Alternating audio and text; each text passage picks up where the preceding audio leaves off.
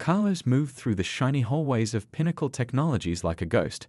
The clock on the wall showed 10:30 p.m., but the office was still buzzing with activity. Young workers with tired eyes stared at computer screens, trying to meet impossible deadlines. Carlos pushed his cleaning cart past the glass-walled meeting rooms. Inside one of them, men and women in expensive suits argued over colorful charts. None of them looked up as he passed by. To them, he was invisible. He stopped at a trash can overflowing with paper coffee cups and fast food wrappers. As he emptied it, he overheard two programmers talking. "Did you finish the report for tomorrow's meeting?" one asked. "Almost. Just need to clean up the numbers," the other replied. Carlos smiled to himself. He understood more than they realized. Numbers had always been his thing, even back in school. For 15 years, he had cleaned these offices. 15 years of wiping down surfaces, vacuuming carpets, and taking out trash. The building had changed owners 3 times. Employees came and went, but Carlos remained. What no one knew was that Carlos's day didn't end when he finished his shift at Pinnacle. While most people were sleeping, he was studying. First for his bachelor's degree in business, then for his MBA. It had taken him 8 years of night classes, but he had done it. He moved to the break room and began wiping down the counters. Photos of his family sat in his wallet, his son now in medical school, his daughter studying engineering. Their success was his pride. Every floor he mopped had helped pay for their books. Every bathroom he cleaned had covered their dorm fees. "Excuse me," a voice interrupted his thoughts. A young woman in a stylish dress needed to get to the coffee machine. She looked right through him as he stepped aside, not even a thank you as she filled her cup. Carlos wasn't bothered. He had learned long ago not to measure his worth by how others treated him. His mother had taught him that lesson when he was just a boy. "Your work is important," she would say. "It doesn't matter if others see it. You know its value." Back in the hallway, he noticed a spill near the elevator.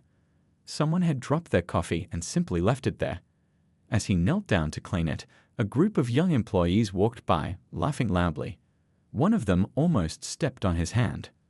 "Watch it," his friend warned, pointing at Carlos. "Don't dirty your new shoes." They'd all laughed as they entered the elevator, their voices fading as the doors closed. Carlos finished cleaning the spill and stood up slowly. His knees weren't what they used to be. At 54, the physical work was getting harder. But he wasn't done yet, not with his plans. He made his way to the executive floor, the top level of the building where few employees ever went. The security guard nodded at him with a small smile. At least some people acknowledged him. "Evening, Carlos," the guard said. "Evening, Joe. Working late again?" "Always. My daughter's wedding next month. Need all the overtime I can get." Carlos nodded. "I remember those days." As he cleaned the executive offices, Carlos paid attention to the papers left on desks, the presentations displayed on walls. He had a photographic memory. Another thing no one at Pinnacle knew about him. In the CEO's office, he noticed a document marked "Confidential Restructuring Plan." He didn't touch it, but he didn't need to. His eyes quickly scanned the visible pages as he dusted the desk. When he finally left the building at 2 a.m., Carlos didn't head home right away. He stopped at an all-night diner where the waitress knew him by name. "The usual, Carlos?" she asked, already pouring his coffee. "Yes, thank you, Rita." He pulled out his notebook and began writing, detailed notes about what he had seen and heard that day. Information that most people would consider unimportant. But Carlos knew better. He understood the value of being invisible, of hearing things people said when they thought no one important was listening.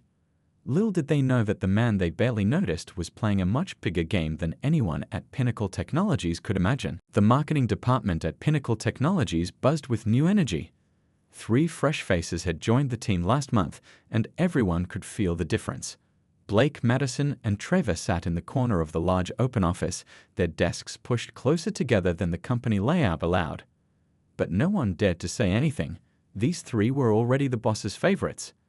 "So I told him, either upgrade my room to a suite or I'm taking my business elsewhere," Blake said loudly, leaning back in his chair until it almost tipped over. His expensive watch caught the light as he gestured dramatically.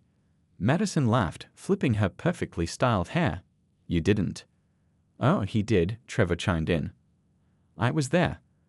The poor hotel manager practically begged him to stay. Carlos pushed his cleaning cart past their desks, keeping his eyes down.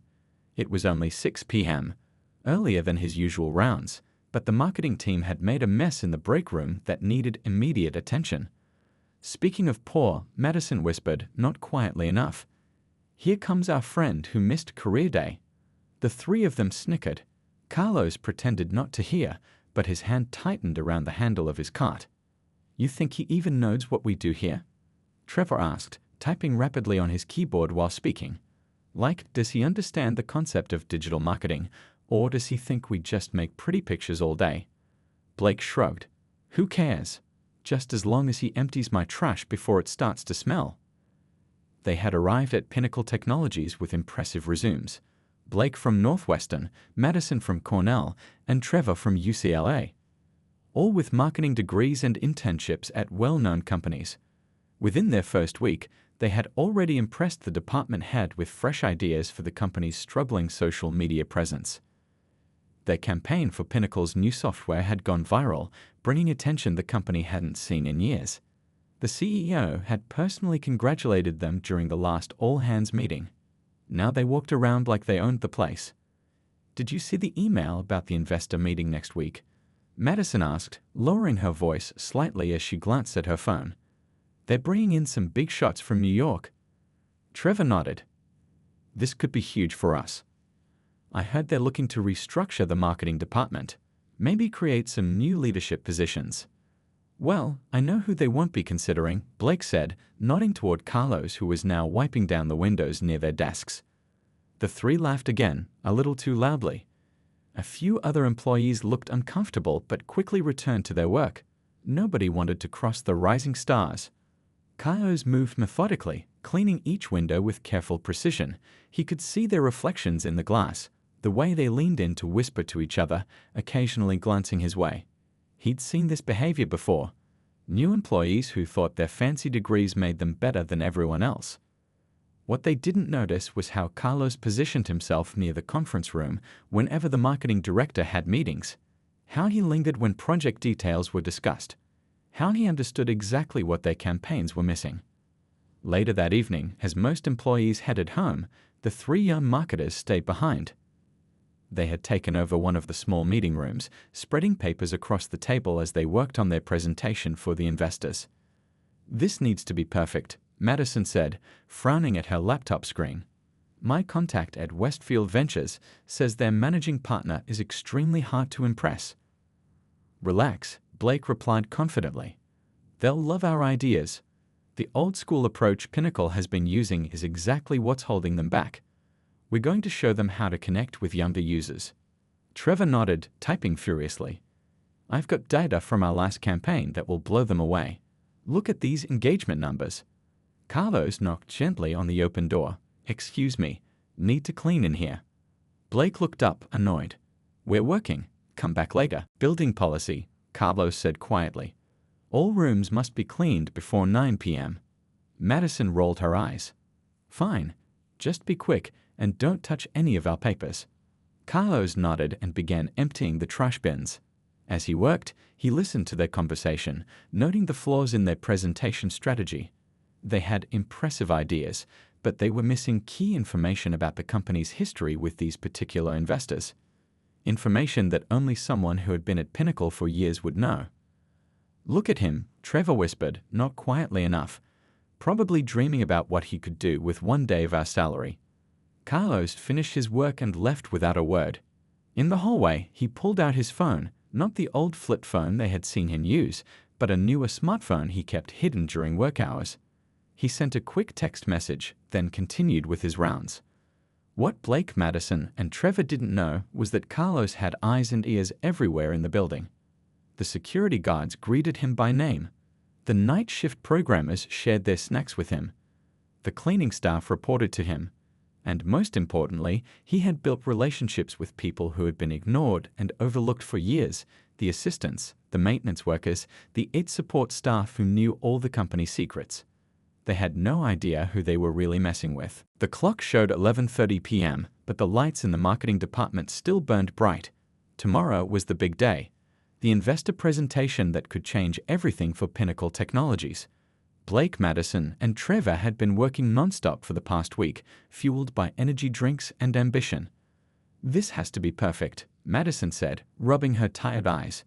She stood up to stretch her legs, her expensive heels kicked off hours ago. The conference room looked like a paper factory had exploded. Printouts covered every surface, sticky notes lined the walls, and empty coffee cups formed a small village in the corner.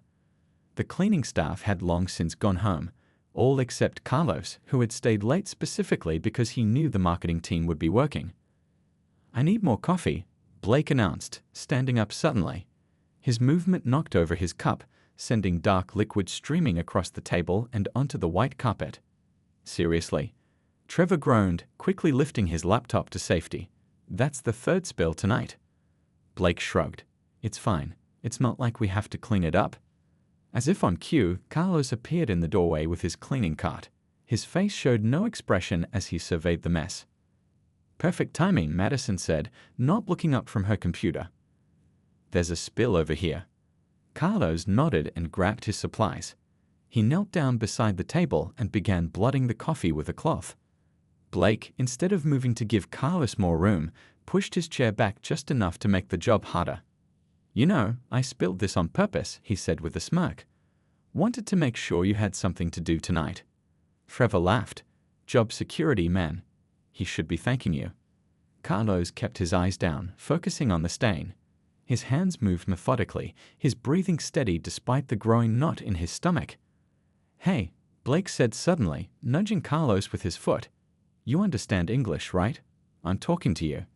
Carlos looked up finally. "Yes, sir, I understand English." His calm response seemed to annoy Blake, who had clearly expected either broken English or anger. Blake exchanged glances with his friends, then leaned forward. "So tell me, what went wrong in your life?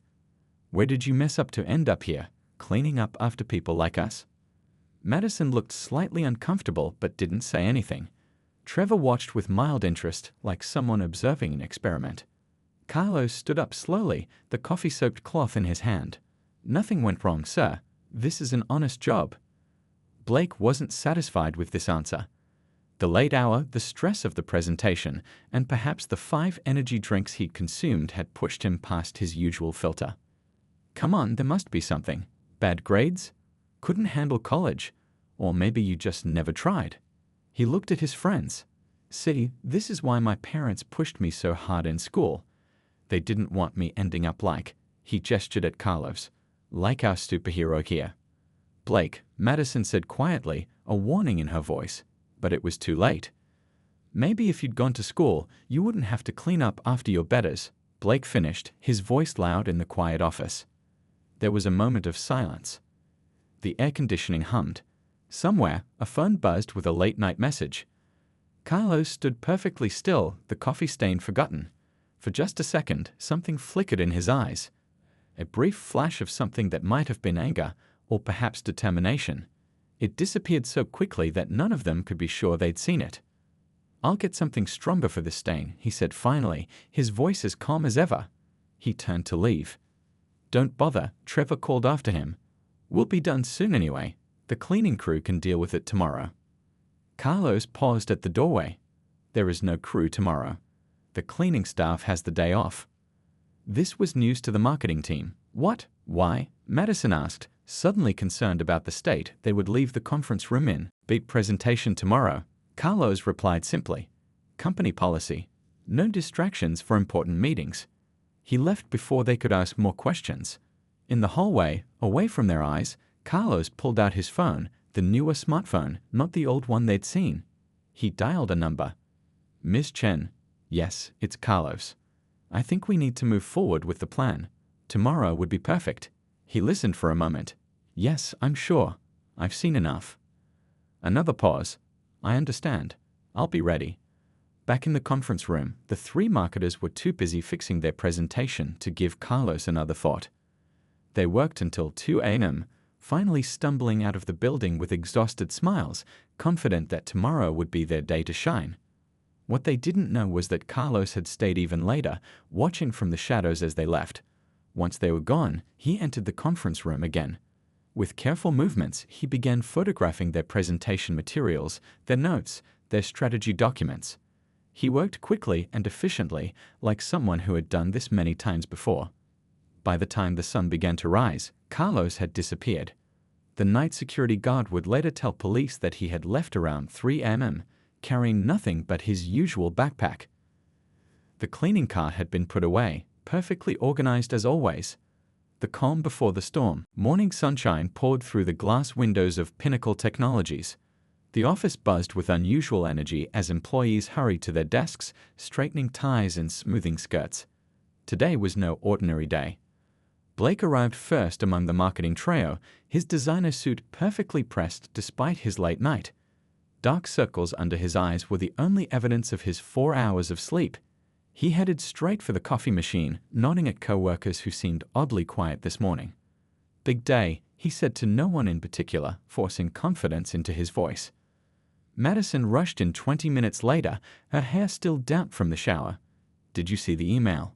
she asked Blake breathlessly. "What email?" He was scrolling through his phone, reviewing presentation notes. "Check your inbox. Now." Her voice had an edge that made him look up. Before he could reach for his laptop, Trevor burst through the main doors, his tie crooked and face flushed from running. "The marketing director quit," he announced, too loudly. Several heads turned their way. "Luis sent his resignation last night, effective immediately." Blake's coffee cup froze halfway to his mouth. "What? That's impossible. The presentation is in 2 hours." Madison nodded grimly. "The email says there's an emergency meeting in the main conference room. Now." The three exchanged worried glances. This was either disaster or opportunity. Without their boss, who would present to the investors? Who would get the credit for their work? "Maybe this is our chance," Blake whispered as they gathered their materials. "If no one's leading the presentation." The main conference room was already packed when they arrived.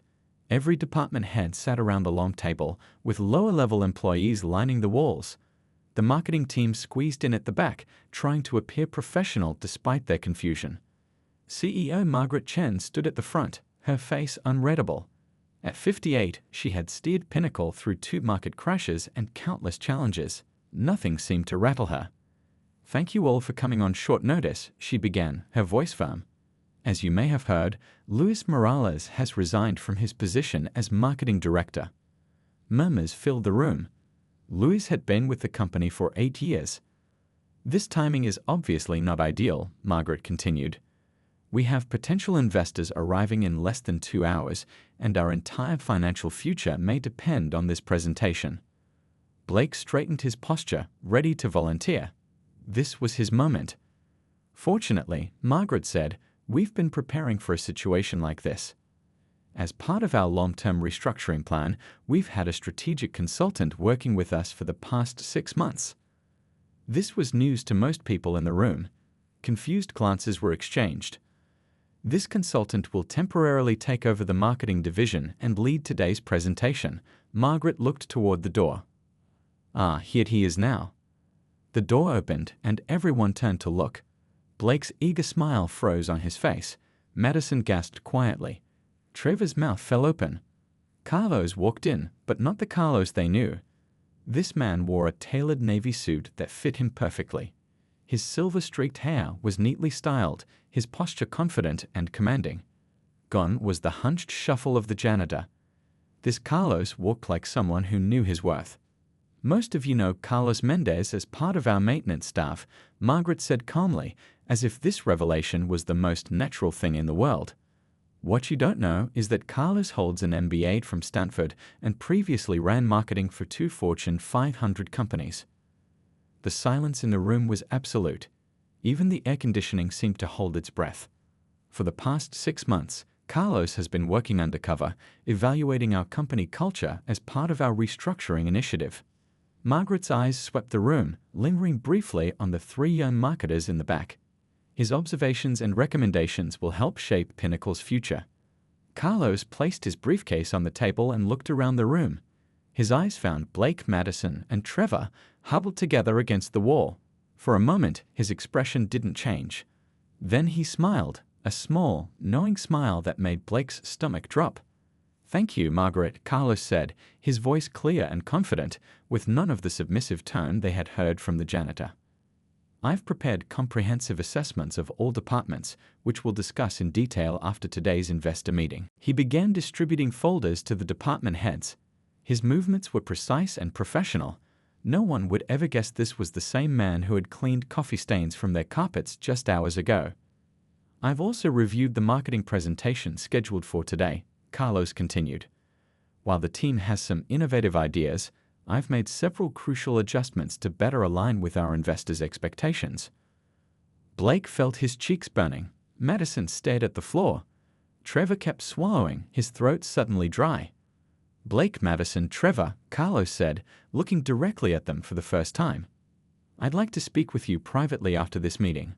My office is where the old storage room used to be. I believe you know the location." They nodded automatically, too shocked to speak. As the meeting continued, the three of them stood frozen in place, their minds racing with the same thought. All those times they had mocked him, belittled him, treated him like he was beneath them. He had been watching, evaluating, taking notes.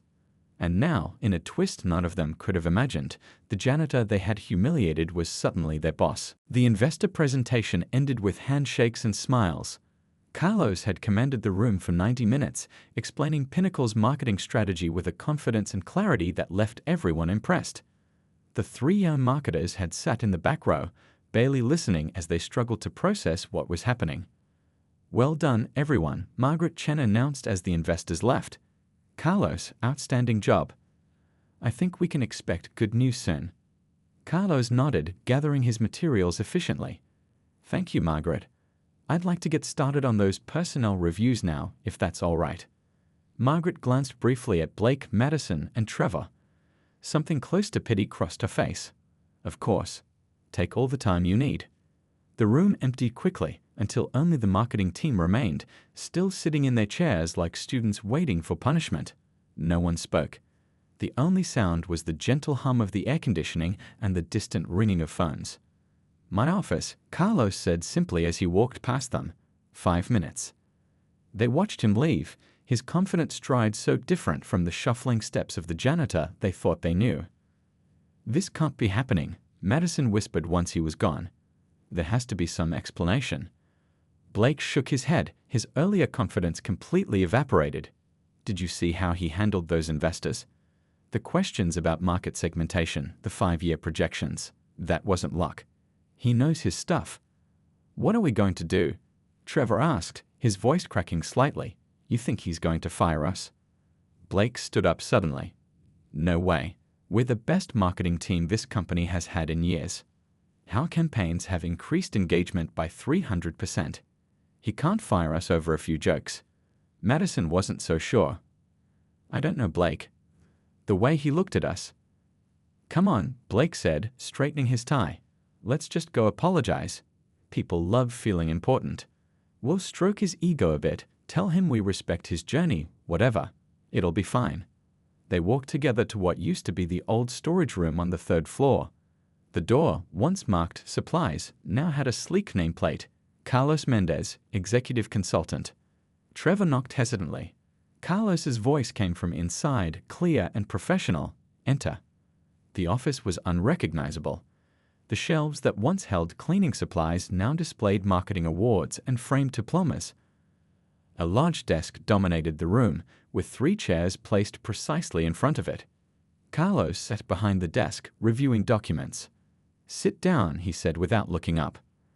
They obeyed, perching awkwardly on the edges of their seats.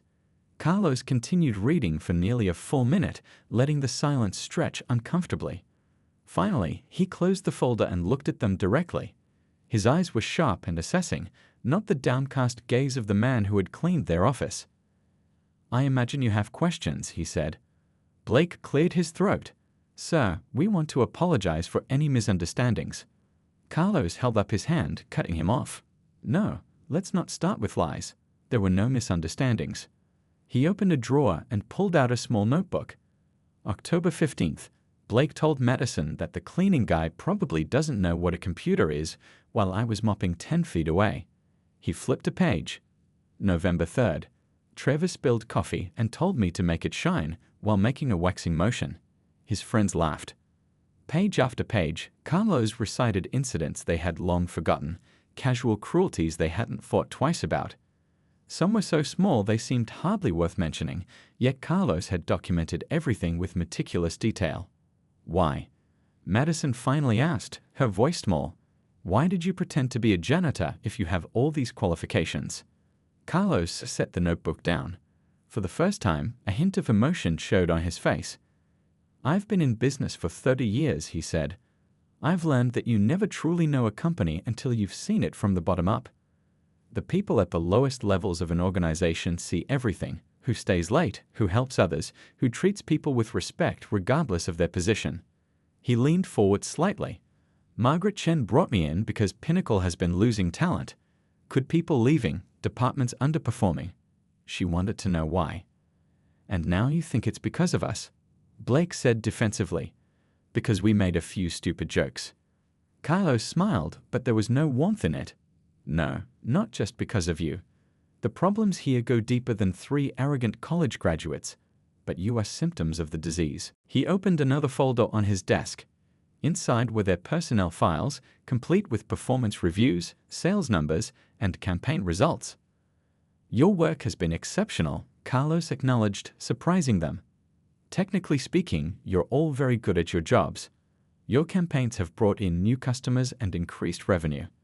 The 3 exchanged confused glances. This wasn't going the way they expected.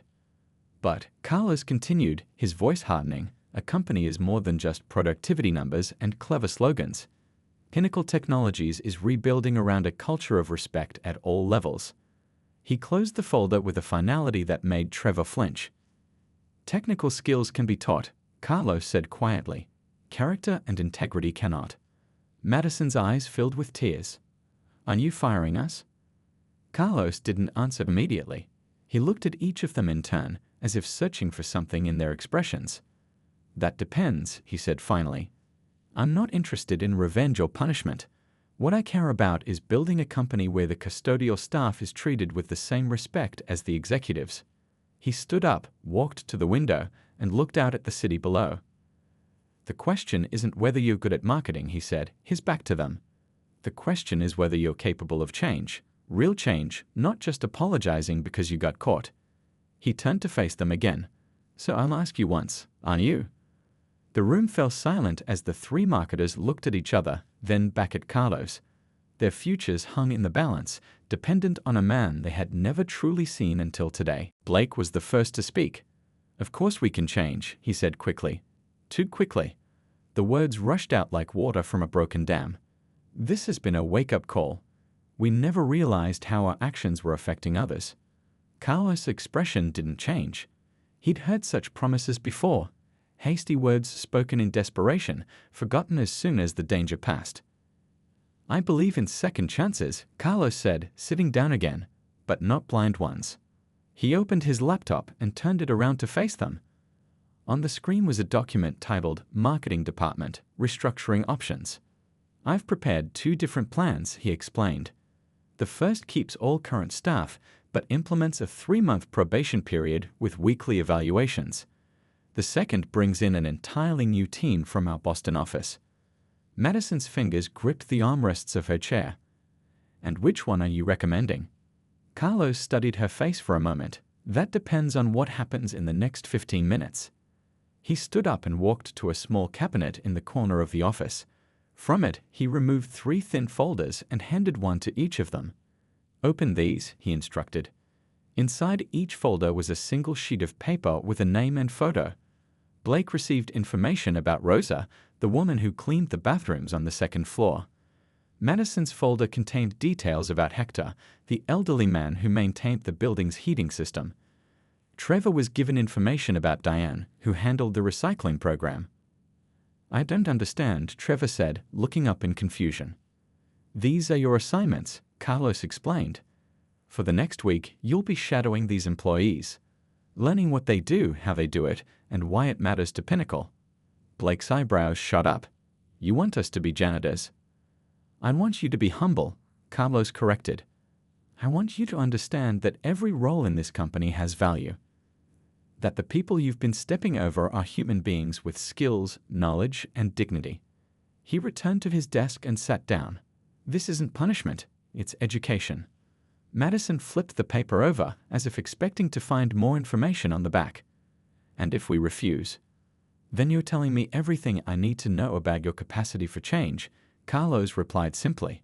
Your personal belongings will be packed and waiting for you downstairs. The three exchanged glances, a silent conversation passing between them. Trevor looked scared, Madison thoughtful, Blake angry. This is ridiculous, Blake finally burst out. We're not janitors, we're marketing professionals. You're wasting valuable company resources by taking us away from what we do best. Carlos nodded, as if Blake had made a valid point. You're right about one thing, you are marketing professionals. Good ones, based on your results. But Pinnacle needs more than just good marketers. We need good people. He gestured to the door. The choice is yours. Shadow these employees for 1 week, or clean out your desks today. Blake stood up abruptly. This is just revenge. You're enjoying this because we didn't treat you like royalty when you were pretending to be something you're not. Carlos remained perfectly calm. I never pretended to be anything. I was a janitor. I did that job with the same commitment and attention to detail that I bring to this one. The question is, who were you pretending to be, Blake? Because the person I saw these past 6 months isn't someone I want on my team. The words hung in the air like smoke. Trevor looked down at his folder again, studying Diane's photo more carefully. Madison bit her lip, seemingly lost in thought. Blake remained standing, his face flushed with anger and embarrassment. I'm not cleaning toilets because we hurt your feelings. I have a degree from Northwestern. I had 3 other job offers before I came here. Then you should have no trouble finding new employment, Carlos replied, opening his laptop again. I'll have HR prepare your final paycheck. The finality in his voice made Madison sit up straight. I'll do it, she said suddenly. All eyes turned to her. I'll shadow Rosa, she continued, her voice growing steadier. For a week, like you said. Carlos studied her face, looking for insincerity but finding none. Why? Madison took a deep breath. Because I need this job. But also because I think you might be right. About us needing to be better people, not just better marketers. Trevor nodded slowly. I'll do it too. I'll work with Diane. Now only Blake remained, standing alone in his resistance. The room fell silent as everyone waited for his decision. His jaw worked back and forth, pride babbling with practicality. Fine, he said finally, his voice tight. 1 week. But then I want my real job back. Carlos didn't smile, but something in his eyes softened slightly. Report to your assigned staff members tomorrow morning at 6 a.m. They start early. He made a note in his planner, then looked up at them again. You're dismissed. For now. The 3 filed out of the office, each lost in their own thoughts. As the door closed behind them, Carlos turned to look out the window again. In the reflection of the glass, he could see the ghost of another man. The boy who had arrived in this country with nothing, who had mopped floors to put himself through college, who had been overlooked and underestimated his entire life. We'll see, he whispered to himself. We'll see if they can change. Outside in the hallway, the 3 marketers stood in stunned silence. Their world had been turned upside down in a single day. This is insane, Blake muttered. Completely insane. Madison shook her head. Maybe not. Maybe this is exactly what we needed. Trevor just stared at Diane's photo, wondering what tomorrow would bring. 3 months passed like water flowing downstream. Pinnacle Technologies changed in ways both small and profound. The investor deal went through, bringing much-needed funds and stability. Carlos's restructuring plan was implemented across all departments, and 3 young marketers learned lessons they never expected. Madison arrived at work early on Monday morning, a habit she had developed over the past 12 weeks. The security guard greeted her by name as she swiped her badge. Morning, Kevin. How's your daughter doing? She asked, genuinely interested. Much better, thanks for asking. That medicine finally kicked in. Madison smiled. Great to hear. Tell her I said hi. These small conversations had become part of her daily routine, connecting with people she once would have walked past without a glance. Her week shadowing Rosa had turned into a friendship that surprised them both. The older woman had shown Madison not just how to clean efficiently, but how to notice things others missed, which employees stayed latest, who left encouraging notes for the cleaning staff, who always made the biggest messes. As she rode the elevator to the 5th floor, Madison reflected on how different things were now. Her desk was the same, her job title unchanged, but something fundamental had shifted inside her. The elevator doors opened, and she nearly bumped into Trevor, who was carrying 2 cups of coffee. "Got you the hazelnut," he said, handing her one. "Meeting in 10 minutes. Trevor had changed too, though more quietly than the others. His time with Diane had opened his eyes to the massive waste produced by the company each day. Now he led Pinnacle's new sustainability committee, working with maintenance staff to implement recycling programs that had already cut their waste by 30%. "Thanks," Madison said, taking the coffee. "Have you seen Blake?" Trevor's expression said everything. In the conference room, already arguing with Carlos about the new campaign. They shared a knowing look. Of the 3, Blake had struggled the most with their new reality. His week with Hector had been tense and difficult. While he had completed the assignment, he had done so with obvious reluctance, counting down the days until he could return to real work. The conference room doors were open, and they could hear Blake's voice before they even entered. The focus groups clearly preferred the first concept, he was saying, pointing to charts on his tablet. "We're overthinking this." Carlos sat at the head of the table, listening patiently. 3 months had softened none of his expectations, but had revealed a leader willing to hear all perspectives before making decisions. "Good morning," he nodded as Madison and Trevor entered. Blake was just explaining why we should ignore the data from our non-traditional demographic research. Blake's face flushed slightly. "That's not what I said. I just think the results are being misinterpreted." Madison set down her coffee and took a seat. "Can I see the numbers again?" The meeting continued for another hour, a respectful debate between professionals with different viewpoints. When Carlos finally made his decision, a compromise that incorporated elements from multiple approaches, even Blake had to admit it was reasonable. As the meeting ended and people filed out, Carlos called out, "Madison, Trevor, Blake, a moment please." The 3 hung back, exchanging glances. These private conversations had become less frequent over the months, but still carried the weight of their history together. When the room had emptied, Carlos closed his folder and looked at each of them in turn. "Today marks 3 months since our new structure was implemented," he said simply. "Your probation period is officially over." The tension in the room was palpable. While all 3 had kept their jobs through the transition, nothing had been guaranteed beyond this point. "Trevor," Carlos began, "your sustainability initiative has exceeded all projections. The board is impressed, and so am I." Trevor nodded, his usual nervousness now replaced with quiet confidence. "Madison, your community outreach campaign has brought in clients we've been trying to reach for years. The personal touch you've added to our messaging shows in the results." Madison smiled, acknowledging the praise with a slight nod. Carlos turned finally to Blake, and "Blake, your performance has been more complex to evaluate." Blake stiffened, preparing for the worst. "Your creative work remains excellent," Carlos continued. "Your numbers are strong, but your resistance to certain aspects of our new culture has been noted by multiple team members." The room fell silent. Madison and Trevor looked at the floor, not wanting to witness their colleagues' dismissal. However, Carlos said, his voice softening slightly, "I received an interesting email last week from Hector." Blake's head snapped up in surprise.